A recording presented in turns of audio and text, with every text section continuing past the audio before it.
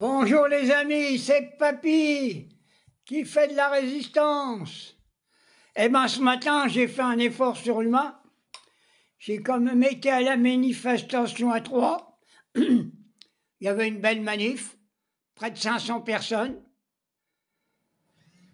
Mais par contre, aucun drapeau palestinien, aucun syndicat, aucun parti politique, à part la France Insoumise, le PCF, le Parti Socialiste, rien sur Gaza. Ils s'en foutent, on massacre les gamins. Voilà où qu'on en est.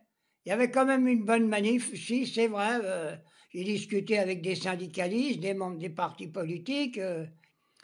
Mais il y a quand même une bande de rigolos quand même dans les partis politiques. Hein. Quand je vois le Parti Socialiste. Et puis alors, bon, ben voilà, il y a eu ça, c'était pas trop mal. Moi, j'ai un peu les pattes coupées. Je viens de regarder la télé. Alors, je viens de revoir la Sophie Binet. Alors, elle vient d'être interrogée que Jean-Luc Mélenchon, il est en fin de parcours avec les partis politiques. Vous savez ce qu'elle a dit? Elle a dit, pour un coup que Mélenchon, il dit rien, ça nous soulage un peu, parce que il est toujours en train de raconter n'importe quoi. Elle dit ça? Eh ben, je dis que Binet, elle fait partie du Parti Socialiste, la social-démocratie. C'est une syndicaliste de bidon. Elle est bidon. Elle fait semblant de vouloir défendre les travailleurs. Je crois qu'elle tient sa place à la CGT, parce qu'elle doit avoir un bon salaire. Je pense.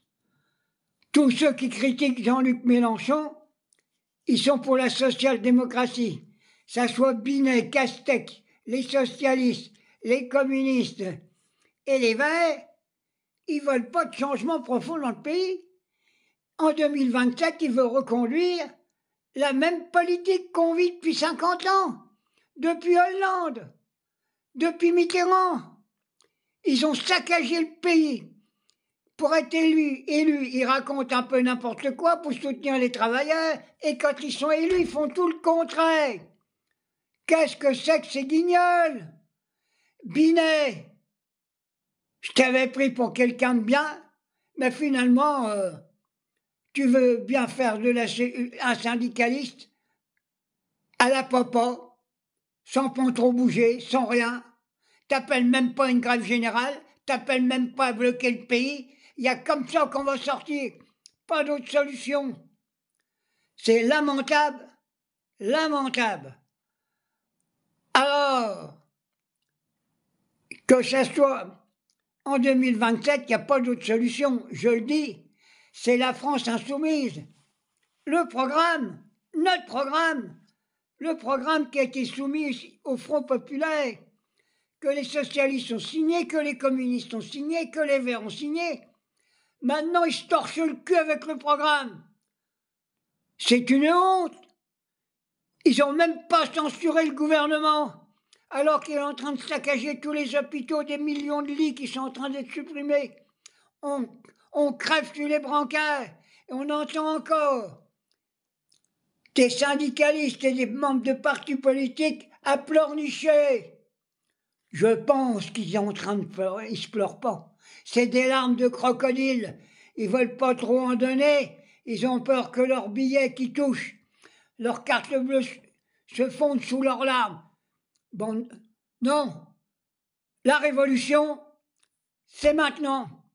Il faut virer tous ceux au pouvoir. Et tous ceux qui vont se présenter aux élections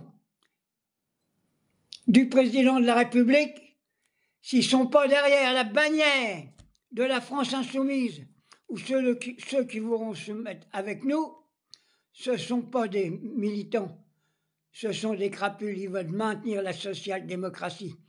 Merde, j'ai 86 ans, j'ai vécu mes social-démocratie depuis mon enfance. Qu'est-ce que ça a apporté à la classe ouvrière? La guerre, la misère. Honte.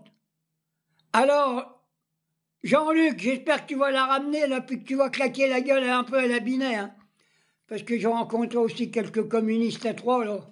Alors, je leur ai parlé un peu de Roussel. Oh, ils m'ont dit c'est des histoires de famille. Des histoires de famille, s'il se présente encore aux élections pour piquer des voix, pour pas que la classe ouvrière prenne le pouvoir, ton Roussel, c'est un guignol.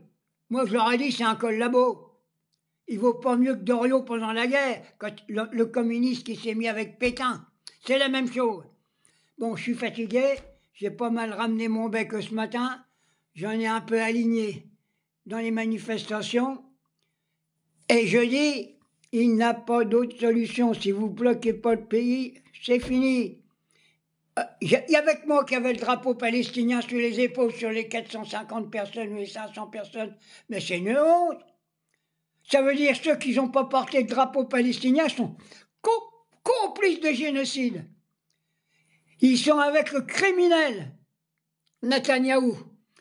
On peut revendiquer pour nos revendications, pour la bouffe, pour les salaires, tout ça, mais quand même, essayer, dans ces grandes manifestations populaires, avoir une pensée, et puis parler un peu de la Palestine. Qu'est-ce que c'est cette affaire? Alors il paraît que là-bas, en Israël, il y a le feu partout.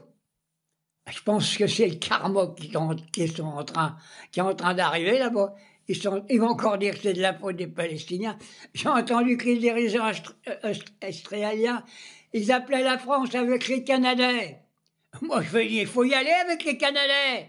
Mais au lieu de les remplir d'eau, il faut les remplir de kérosène. Comme ça, on va débarrasser la planète de tous ces antisémites, de tous ces juifs de merde.